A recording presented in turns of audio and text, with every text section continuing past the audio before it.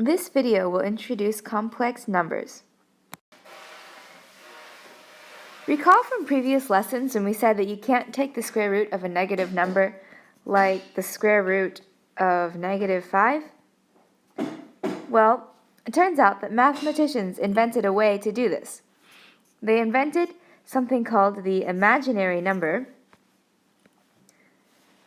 which is represented by I, stands for imaginary, and they said that I equals the square root of -1.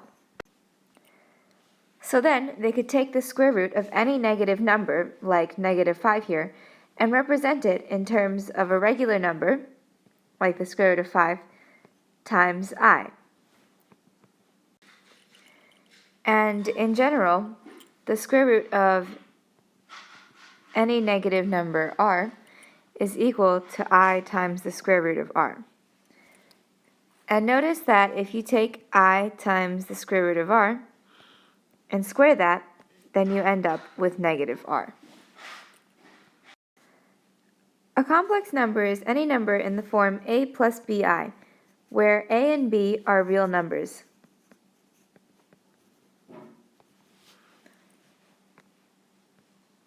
A is called the real part of the complex number,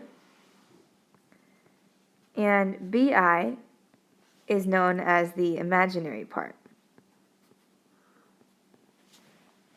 In the case where a equals 0, then you have what is called a purely imaginary number.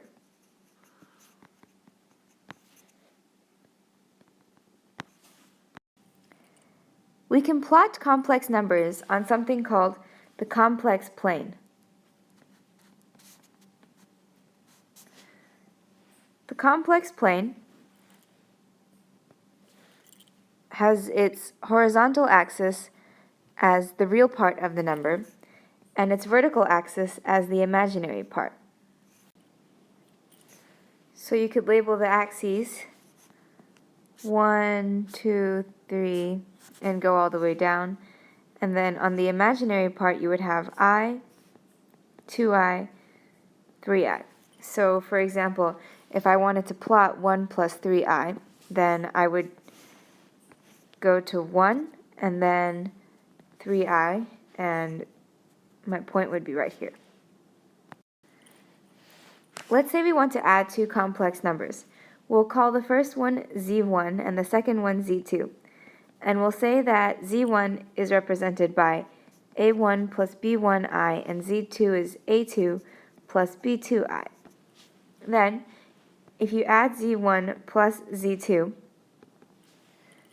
then what you end up with is a1 plus a2 for your real portion,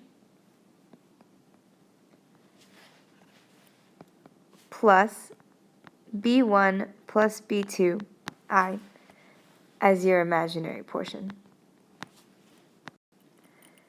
Recall when we learned about radicals that there is a concept called a conjugate, and when you multiply two conjugates together, then you can get rid of the radical.